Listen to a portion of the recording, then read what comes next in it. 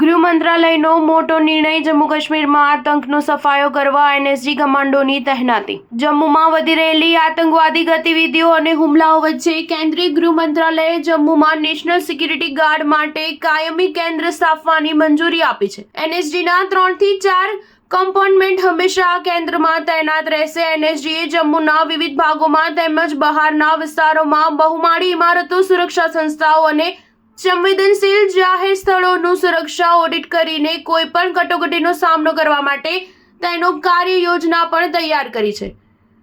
કેન્દ્રના નિર્ણયથી હવે જમ્મુ અને તેની આસપાસના વિસ્તારોમાં, ખાસ કરીને ભીડવાળા વિસ્તારોમાં આતંકવાદી હુમલાઓ અને આવી કોઈપણ કટોકટીની પરિસ્થિતિનો સામનો કરવા માટે એનએસજીને દિલ્હી અથવા ચંદીગઢથી બોલાવવાની જરૂર રહેશે નહીં.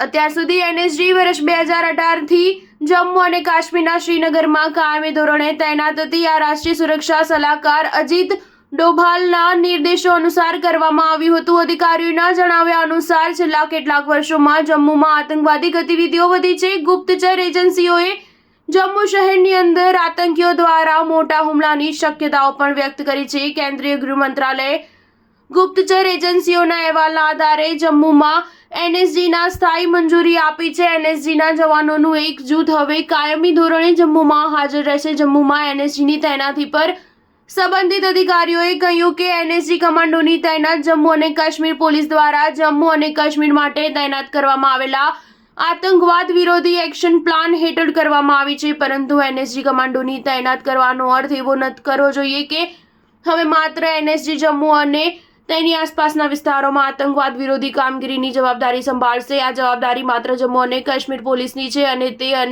તેની એન્ટી ટેરરિસ્ટ સ્ક્વોડ આતંકવાદીઓ સામેની કાર્યવાહીમાં મુખ્ય ભૂમિકા ભજવશે. સ્ટાર ન્યૂઝ 7 હંમેશા સચ્ચાઈની સાથે.